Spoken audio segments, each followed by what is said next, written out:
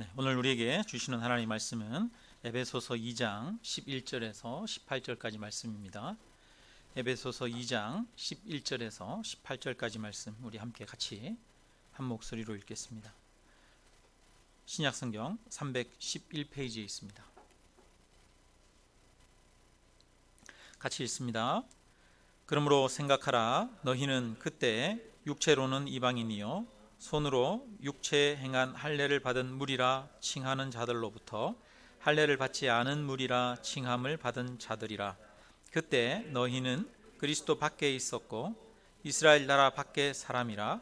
약속의 언약들에 대하여는 외인이요 세상에서 소망이 없고 하나님도 없는 자이더니 이제는 전에 멀리 있던 너희가 그리스도 예수 안에서 그의 피로 가까워졌느니라. 그는 우리의 화평이신지라.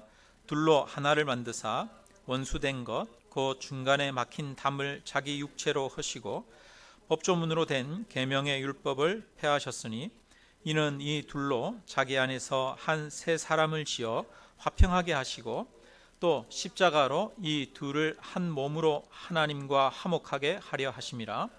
원수된 것을 십자가로 소멸하시고 또 오셔서 먼 데 있는 너희에게 평안을 전하시고 가까운 데 있는 자들에게 평안을 전하셨으니 이는 그로 말미암아 우리 둘이 한 성령 안에서 하나님께 나아감을 얻게 하려 하심이라.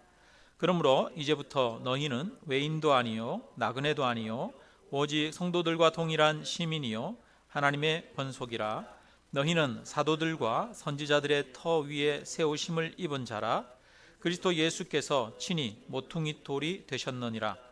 그의 안에서 건물마다 서로 연결하여 주 안에서 성전이 되어 가고 너희도 성령 안에서 하나님이 거하실 처소가 되기 위하여 그리스도 예수 안에서 함께 지어져 가느니라. 아멘. 네, 2020년 이제 2020년이 55분 남았습니다. 네. 곧 이제 조금 있으면 2021년 새해를 우리가 맞이하게 되는데요. 2020년 여러분 어떤 게 생각나십니까? 뭐니 해도 코로나, 코로나라고 하는 단어가 지금 현재 우리가 겪고 있는 어려움이고 또 아직 우리가 헤쳐나가야 할 그런 일들입니다. 그래서 코로나가 가장 큰 사건인 것 같고요. 그 다음에 한번 이렇게 돌아보면 2020년 1월, 2월 달엔 굉장히 따뜻했어요. 겨울 기온이 이처럼 따뜻한 때가 없었어요. 그랬던 해였고 또 이제 6월쯤에 와서는 참 많이 덥다가 갑자기 여름부터 장마가 굉장히 길게 이렇게 시작이 됐던 그런 해였습니다. 그래서 유례 없이 긴 장마 그리고 많은 강수량을 나타냈던 그런 여름이었고요. 그래서 우리는 몸소 다 이게 기후 변화가 실제로 일어나고 있구나 이거를 우리가 체감을 했던 그런 한 해였던 것 같습니다. 모든 사람들이 좀 많이 힘들었던 것 같아요. 농사 짓는 분들도 힘들고 기업체 하는 분들도 힘들고 또 자영업 하시는 분들은 정말 죽을 마시고 너무너무 힘들었던 그런 한 해인데 그런 한 해를 살아내시느라 우리 성도님들 모두 다 고생 많으셨습니다. 우리 옆에 분들이랑 고생했어, 힘들었지, 수고했어 한번 얘기해 주세요. 아유 여러분 다들 진짜 정말 고생하셨습니다. 수고하셨습니다. 2021년 새해가 좀 더 희망적이고 낙관적이면 좋을 텐데 전문가들이 예상하는 그 현실은 그렇지를 못합니다. 그래서 코로나가 2021년 하반기나 되어야 좀 완전히 거기에서 좀 벗어날 것이다 이렇게 예상을 합니다. 적어도 최소한 내년 이제 중반까지는 우리가 코로나를 조심해야 되고 그런 힘든 그런 시간들을 겪을 것 같습니다. 그리고 또 코로나가 극복된다고 해서 경제가 또 바로 회복이 되진 않을 거 아니에요. 코로나로 인해 올해 침체 기간이 어떤 영향으로 나타날지 또 그것도 염려스러운 그런 가운데 있습니다. 우리 모두가 앞으로 더 인내해야 할 시간들이 남아 있습니다. 참 지금까지도 힘들었는데 앞으로 또 어떻게 이 기간들을 버틴단 말이야? 앞이 캄캄하겠지만 여러분 그래도 절망하지 마시고 좌절하지 마시기를 바랍니다. 하나님은 우리 한 명 한 명을 소중하게 여기시고 또한 우리와 함께 하시고 우리에게 필요할 길을 주시고 우리를 올해도 여전히 하나님께서 인도하실 줄로 믿습니다. 야곱이 야복강 가에서 밤새도록 하나님 앞에서 씨름하고 한도뼈가 위골되어서 쩔룩거리면서 이제 야복강을 건널 때 그가 비록 육체는 쩔룩거리면서 그렇게 고통 가운데 걷지만 그의 마음에는 희망이 있었습니다. 왜 그렇습니까? 하나님으로부터 약속을 받았기 때문에 너의 이름을 이스라엘이라 하리라, 하나님과 함께하는 자다 하리라, 이렇게 하나님께서 말씀하셨기 때문에 그가 고난 가운데 또 고통 가운데 쩔룩거리고 있었지만 그의 걸음은 희망찬 걸음이었던 것처럼 우리의 2021년 한 해가 여전히 우리에게 쩔룩거리게 할 만큼 힘든 한 해가 될지도 모르지만 그러나 하나님께서 우리와 함께 하시는 줄로 믿습니다. 우리가 그것을 믿고 믿음으로 나아가면 또 새로운 길이 보이고 극복되어질 것입니다. 원래 이제 사람들이 불안하고 또 스트레스를 많이 받고 두렵거나 이렇게 되면 드러나는 여러 가지 현상들이 있습니다. 마음의 여유가 없어지게 되면서 또 서로가 갈등도 더 심해지게 됩니다. 코로나 위기 때문에 사람들이 바짝 마음에 긴장을 하고 있어요. 그리고 또 여러 가지 스트레스도 받고 있기 때문에 사람들을 이렇게 품고 받아들이고 할 수 있는 그런 여유가 점점 사라지지 않을까 그런 생각이 듭니다. 그래서 아마 2021년 참 서로가 서로에게 책임을 떠넘기고 그리고 비난하는 그런 일들이 많이 일어나지 않을까 그런 생각이 들고요. 또 국가적으로도 보면 올해 이제 4월 달에 서울시장, 부산시장 재보궐선거가 있고 국회의원이나 뭐 여러 다른 어떤 이 보궐선거들이 또 이루어지게 됩니다. 그리고 2022년 2년 후지만 1년 후밖에 안 되죠. 2022년 3월이면 대통령 선거가 또 있게 되기 때문에 올해 중반 아니면 하반기쯤 가면 아마 대통령 선거를 앞두고 나라가 굉장히 어려워지고 또 혼탁해질 것이 예상이 됩니다. 그러면서 점점 더 아마 올 2021년은 갈등이 굉장히 첨예화되는 그런 한 해가 아닐까 개인적으로 그렇게 생각합니다. 또 한편으로는 지금 이제 우리나라 정치권에서 일어나고 있는 일들 중에 하나가 가장 큰 국정 과제로 삼고 있는 것이 검찰 개혁이죠. 그래서 기존의 어떤 권력들 그리고 그 권력들이 가지고 있는 이 여러 연합 관계, 카르텔이라고 하죠. 그래서 법조 권력, 언론 권력, 재벌 권력 간에 맺어진 이 서로 뒤를 봐주는 짬짬이하는 이런 카르텔을 무너뜨리려고 하는 그런 몸부림이 또 이 땅에 있죠. 그래서 굉장히 그런 것들로 인해서도 아마 갈등이 첨예화되는 그런 2021년을 우리가 겪게 될 것 같습니다. 꼭 그렇지 않더라도 사실 우리의 삶은 항상 갈등의 연속입니다. 이 세상에 항상 갈등이 있습니다.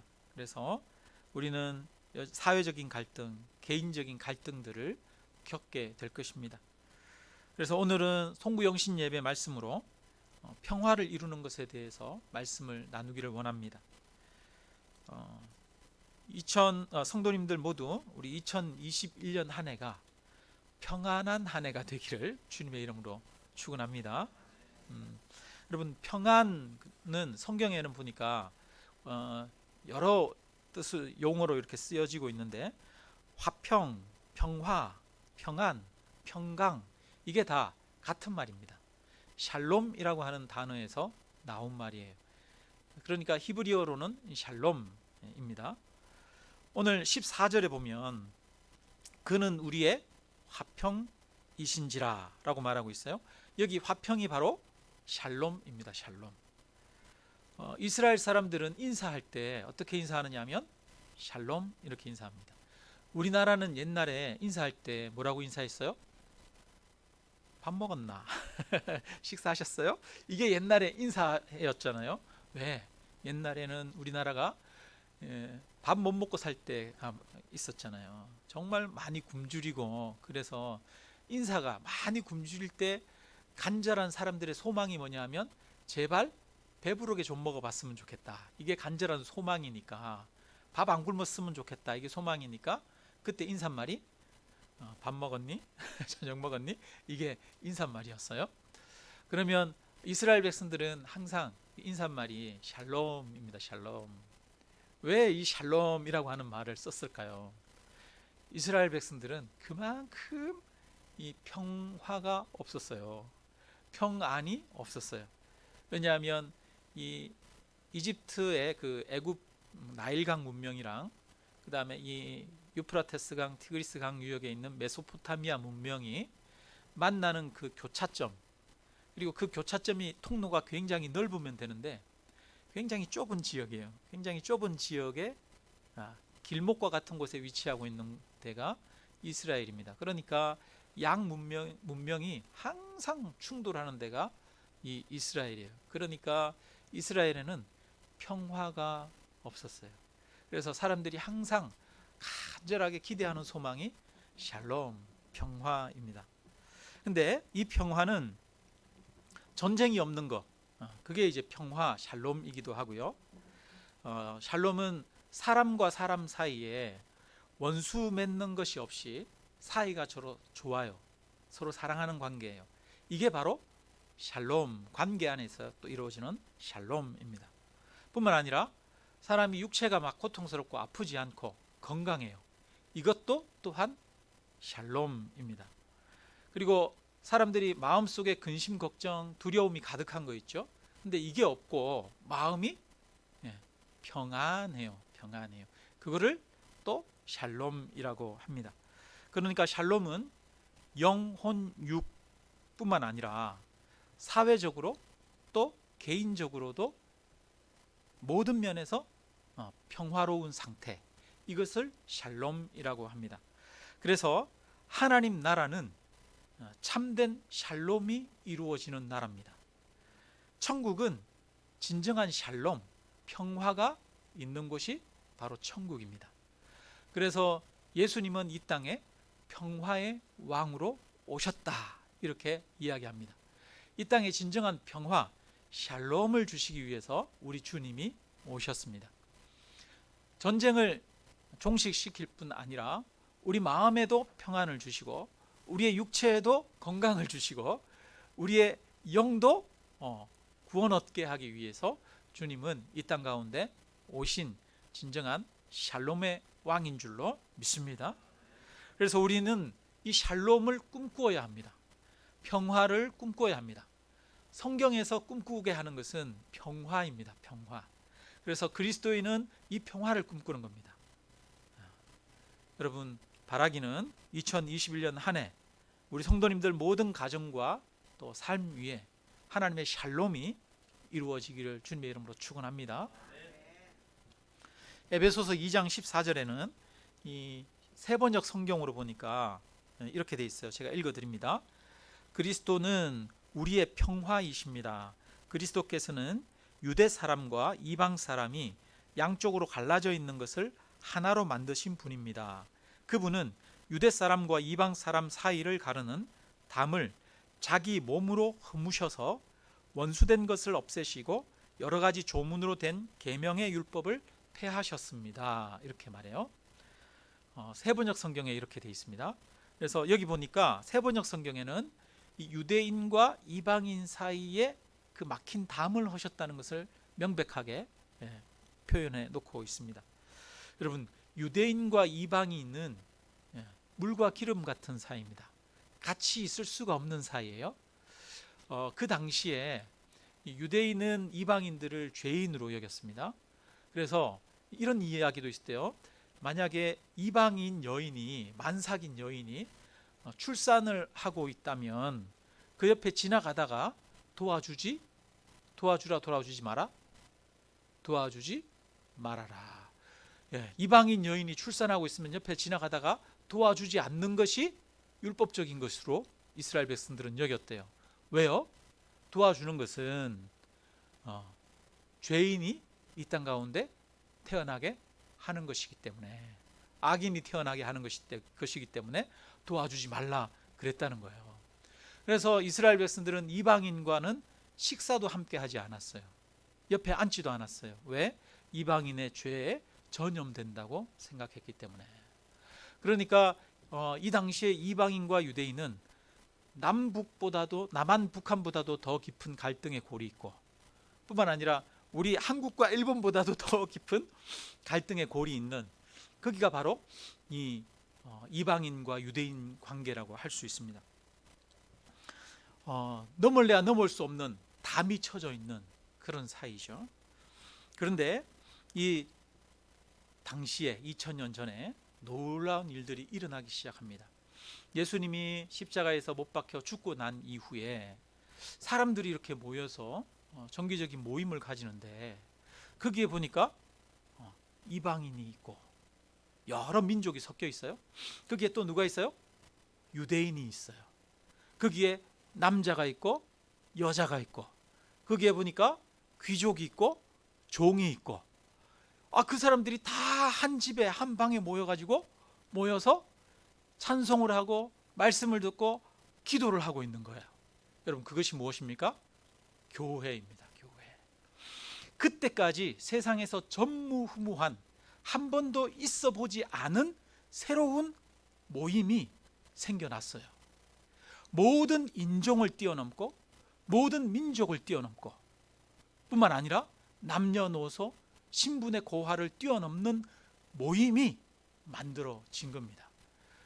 에클레시아, 바로 예수 그리스도를 믿는 교회였습니다. 이것이 바로 예수님이 하신 일입니다.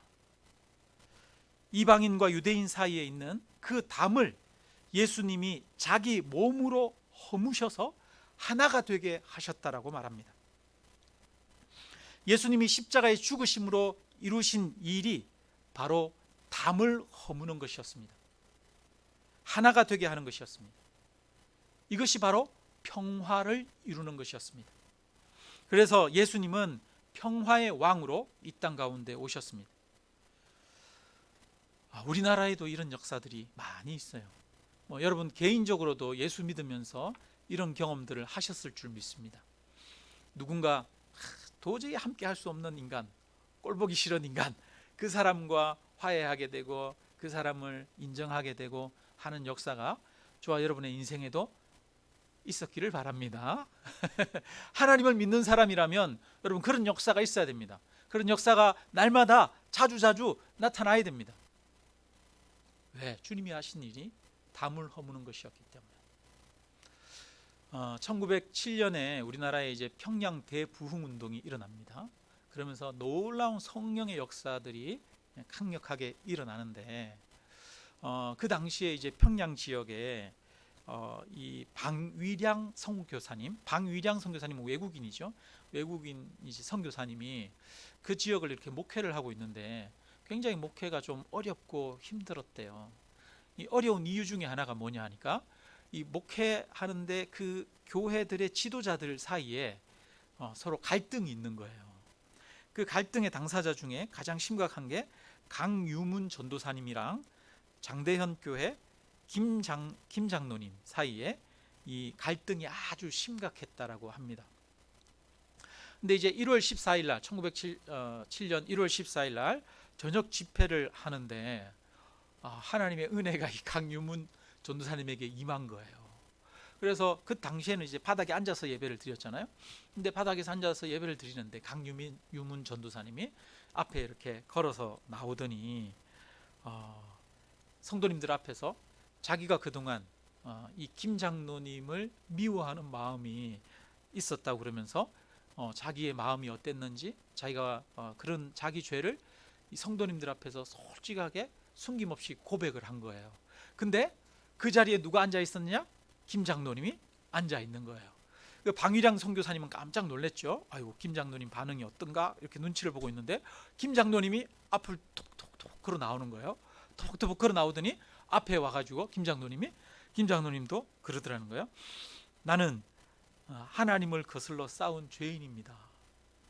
교회 장로이면서 강유문 전도사뿐만 아니라 방위량 목사님도 미워한 죄를 지었습니다. 그러면서 그런 자기 죄를 또 고백했다는 거예요. 그 얘기를 듣고 이 선교사님이 깜짝 놀랐어요. 나는 안 미워하는 줄 알았는데 나도 미워했네? 이거를 알게 된 거예요. 그래가지고 이 그 북평양 교회 강유문 전도사님이랑 그 다음에 이 장대현 교회 이 김 장로님이 그 자리에서 서로가 다가가서 서로 안고 한참을 흐느껴서 통곡을 하면서 울었다고 합니다. 그리고 두 사람이 서로 회개하고 끌어안는 것을 보고 예배당에 모인 모든 교인들도 울음바다가 되었습니다.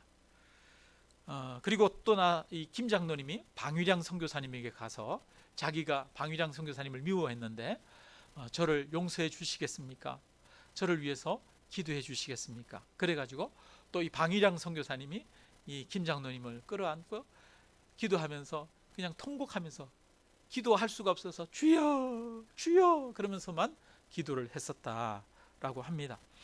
이 모습을 다른 선교사님 한 분이 기록에 남겼는데 이렇게 남겼습니다. 그리스도 안에 있는 형제를 미워하는 죄가 어떤 다른 죄보다 더 큰 고통을 가져다 주는 것을 알았다.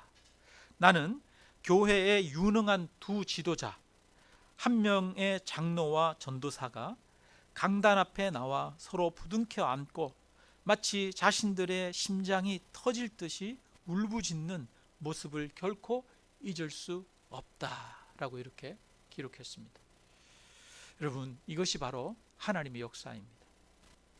하나님의 역사는 신기한 기적이 일어나서 안전뱅이가 걷고 병자가 낫는 것만이 아닙니다.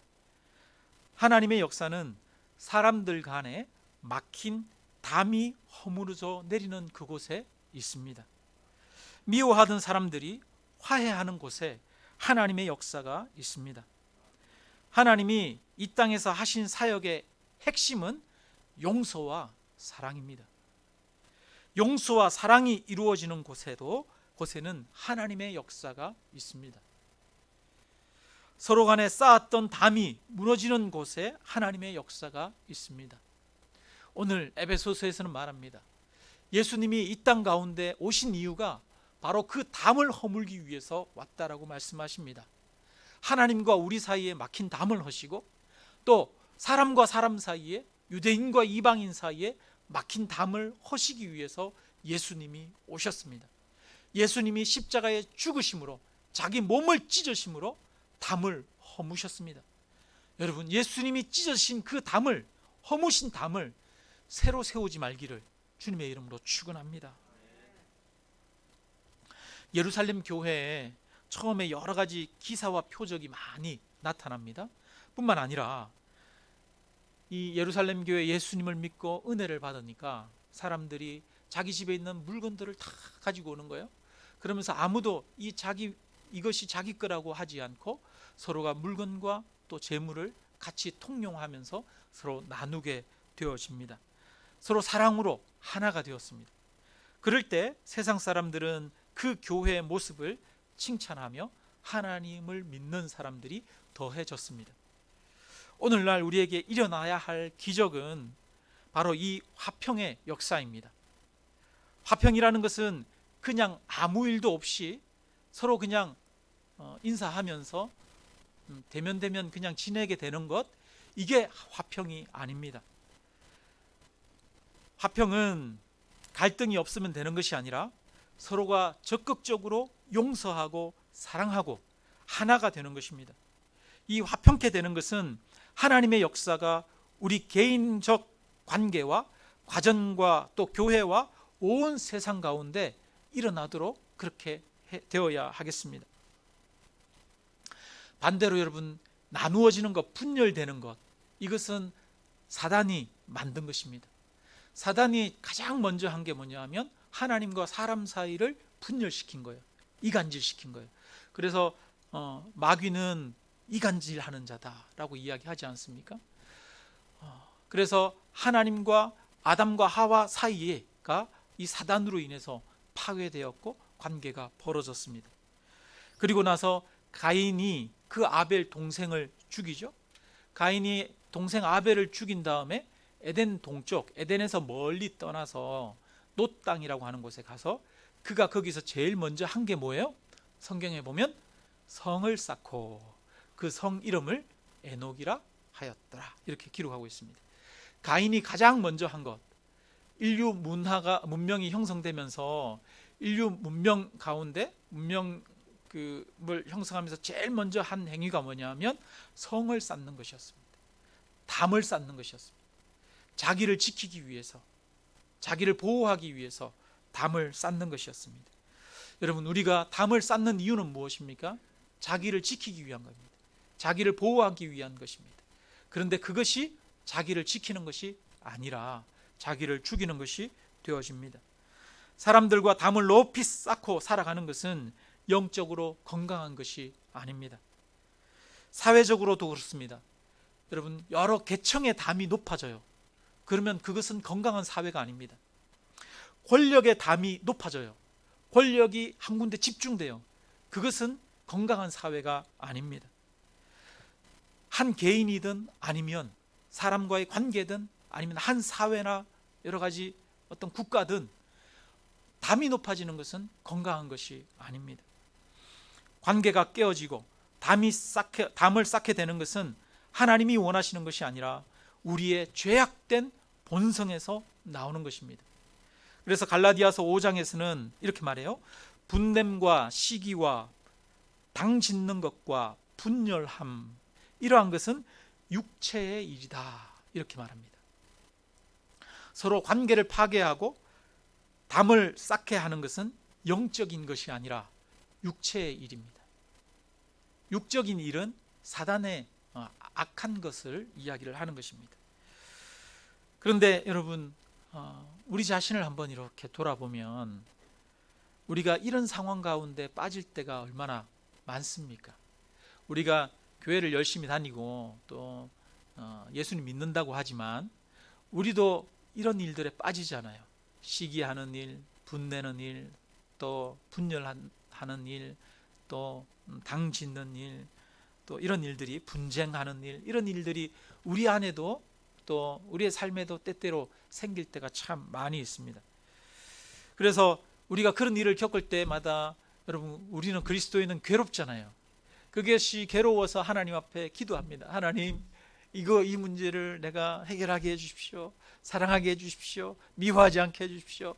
그런데 하나님 앞에 막 기도했는데 여러분, 돌아서면 또 해결이 안 되고, 돌아서면 해결이 안 되고, 이럴 때가 참 얼마나 많이 있습니까?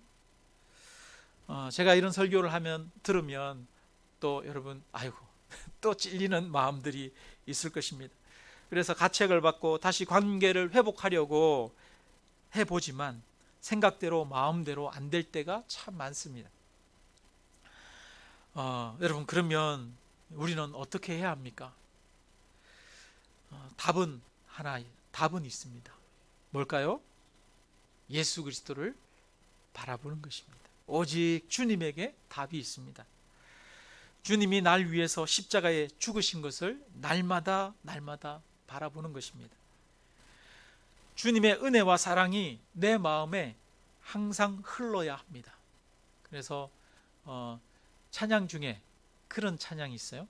샘물과 같은 보혈은, 이런 찬양이 있죠. 예수님의 보혈이 샘물과 같다, 이런 얘기를 하는데 그 찬양이 갑자기 참 좋아지더라고요. 여러분, 예수님의 보혈은 샘물과 같아서 우리가 생각하고 묵상하고 바라보면 바라볼수록 그 안에서는 정말 샘물이 흘러나오는 줄로 믿습니다. 그래서 우리가 예수님의 은혜에 젖어 있어야 됩니다. 그래서 때로는 여러분, 물이 댐에 가득 차면 그 물이 가득 찬 물이 그 댐을 허물어 버리는 것처럼 하나님의 은혜의 그 샘물이 우리 안에서 흘러나와서 우리 마음 가운데 이 막혀 있는 담을 헐어버려야 합니다. 십자가 보혈의 은혜가 여러분 우리의 마음 가운데 있는 담벼락을 허물어 버릴 수 있습니다. 우리 안에 사람들을 향하여 쌓아놓았던 모든 원망의 담, 불평의 담, 무시의 담, 시기의 담, 분열의 모든 담들은 예수 그리스도의 이름으로 무너질지어다. 이 11절에 보면은 이렇게 말합니다. 그러므로 생각하라, 이렇게 말해요. 여기 그러므로라고 하는 말은 앞에 나오는 내용을 이야기하는 겁니다. 그러면 그러므로 그 앞에 나오는 내용은 무엇이냐? 1절에 예수님께서 허물과 죄로 죽었던 우리를 살리셨다라는 것입니다. 우리를 구원하셨다라는 것입니다. 그래서 여기서는 허물과 죄로 죽었던 자들이라고 말합니다. 우리의 처지가 어떤 자였는지를 알아야 됩니다. 우리의 허물과 죄를 볼 줄 알아야 됩니다. 그리고 우리가 하나님으로부터 얼마나 큰 은혜를 받았는지 아는 것이 이 담을 허무는 기초입니다. 많은 사람들이 하나님으로부터 내가 얼마나 받았는지를 생각은 하지 않고 다른 사람이 내게 어떻게 한 것을 생각합니다. 내가 다른 사람에게 무엇을 해주었는지를 생각합니다. 여러분, 그러면 안 됩니다. 내가 얼마나 하나님을 배반하고 하나님을 무시하고 하나님께 죄짓고 살았는지를 먼저 알아야 합니다. 여러분, 우리의 죄는 우리가 한 행동에 비례합니다. 예를 들어서 어떤 사람이 똑같은 것을 가지고, 그래서 뭐 한 사람이 어떤 물건을 훔쳤는데 뭐 10,000원짜리를 훔친 거랑 또 하나는 100,000원짜리를 훔친 거랑 그 행위의 크기에 따라서 죄가 달라지죠. 근데 또 죄는 한편으로 누구에게 행했느냐에 따라 또 달라지기도 합니다. 예를 들어서 친구에게 욕을 했어요. 그것도 죄죠. 근데 여러분, 대통령에게 대놓고 욕을 했어요. 여러분, 공적인 자리에서 누구에게 욕을 했느냐에 따라서 처벌도 달라지고 죄도 달라집니다. 우리가 누구 앞에 죄를 지었느냐? 여러분, 하나님 앞에 죄를 지었습니다. 천지의 창조자 되시는 그 하나님을 배반하고 하나님을 무시하고 또 하나님께 불순종했던 사람이 바로 우리들입니다. 그러므로 우리가 지은 죄는 여러분 하늘에 사무치는 죄입니다. 너무나 커서 씻을 수 없는 죄입니다. 우리의 그 죄가 얼마나 큰지 알기 위해서는 우리의 죄를 씻기 위해서 치러진 값을 보면 합니다. 사람은 여러분 죄를 지으면 때로는 그것을 씻기 위해서 형벌이 내려지잖아요. 벌금 100만 원, 아니면 벌금 1,000만 원, 아니면 징역. 여러분, 그 형벌의 크기를 보면 그 죄가 얼마나 큰지를 알 수 있지요. 여러분, 우리의 죄를 씻기 위해서 씻을 수 있는 것은 오직 하나밖에 없었습니다. 무엇입니까? 바로 하나님의 아들 독생자 예수 그리스도께서 십자가에 죽으시는 것이었습니다. 그것만큼 사실 우리의 죄가 크다는 것입니다. 또한 우리가 그만큼 큰 은혜를 받았다는 것입니다. 우리는 이것을 먼저 생각해야 됩니다. 내가 하나님으로부터 무엇을 받았는지를 먼저 생각해야 됩니다. 우리가 십자가를 바라본다는 것은 내가 하나님으로부터 받은 것을 생각하는 거예요. 근데 많은 사람들이 내가 하나님으로부터 받은 것은 생각하지 않고 내가 다른 사람들로부터 받은 것이 무엇인가를 먼저 생각합니다. 여러분, 우리는 항상 하나님으로부터 내가 받은 것을 먼저 생각하는 사람이 되어야 할 줄로 믿습니다. 하나님 앞에 나를 먼저 보아야 합니다. 하나님이 나를 위해서 하신 것을 보아야 합니다. 그러면 내가 다른 사람에게 어떻게 해야 될지 보이기 시작합니다. 나와 하나님과의 관계가 우선입니다. 사람과 나와의 관계가 우선이 아닙니다. 하나님 앞에 먼저 서야 합니다. 하나님과의 관계가 먼저 바르게 세워지면, 하나님의 은혜가 깨달아지고 하나님 앞에 감사함이 생겨나면, 그 다음에는 사람 앞에 어떻게 행해야 할지 알게 되어지고, 하나님 앞에 서게 되면 하나님이 우리에게, 다른 사람에게 화해하고 평화를 이룰 수 있는 능력을 주십니다. 하나님 안에 능력이 있습니다. 예수 그리스도를 바라보는 것이 우리의 능력입니다. 10절에 보면 말씀합니다. 우리는 그가 만드신 바라 그리스도 예수 안에서 선한 일을 위하여 지으심을 받은 자니, 이 일은 하나님이 전에 예비하사 우리로 그 가운데 행하게 하려 하심이라. 이렇게 말해요. 하나님이 우리를 예비하셔서 이 일을 행하게 하기 위해서 우리를 구원하셨다는 거예요. 이 일을 이루기 위해서 하나님이 우리를 예수 그리스도의 십자가 보혈로 깨끗하게 씻으셨다는 겁니다. 여러분, 그러면 그 일이 뭐냐? 선한 일을 위하여 우리를 지었다는 거예요. 여러분, 하나님이 우리를 구원하신 데는 목적이 있습니다. 우리를 구원하셔서 무엇하기 위해서? 그러면 그 뒤에 나오는 거겠죠. 오늘 11절부터 22절까지 우리를 구원하신 목적에 대한 이야기가 나옵니다. 여러분, 그 우리를 구원하시기 위해서 하나님이 우리에게 기대하는 선한 일이 있어요. 우리에게 그 기대한 선한 일이 무엇이냐? 19절부터 22절에 보면 이렇게 말합니다.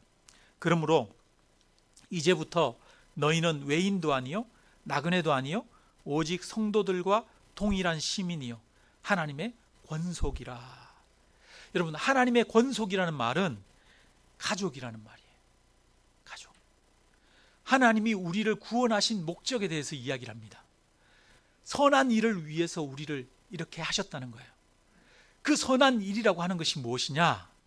하나님의 가족이 되게 하기 위한 것이다 라는 겁니다.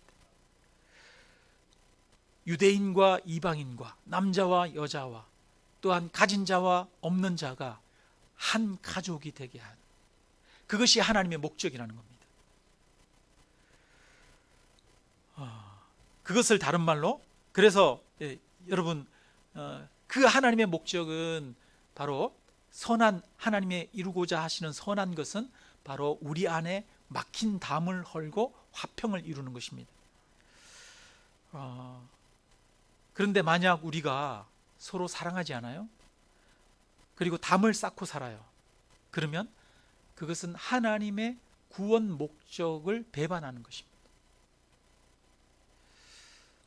그러므로 우리 안에 담을 쌓고 있다면 우리는 그것이 하나님의 구원의 목적을 저버린 아주 큰 죄라는 것을 절감해야 합니다.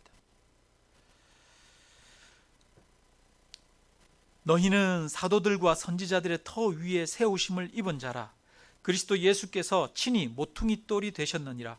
그 안에서 건물마다 서로 연결하여 주 안에서 성전이 되어가고, 너희도 성령 안에서 하나님이 거하실 처소가 되기 위하여 그리스도 예수 안에서 함께 지어져 가느니라. 이렇게 말합니다. 예수 그리스도의 은혜로 서로의 담이 무너져서 화평을 이루고 함께 세워지는 것을 뭐라고 하느냐? 주 안에서 성전이 되어 간다라고 말합니다. 하나님이 거하실 처소가 되는 것이라고 말합니다. 이것을 다른 말로 하면 교회라고 합니다. 교회.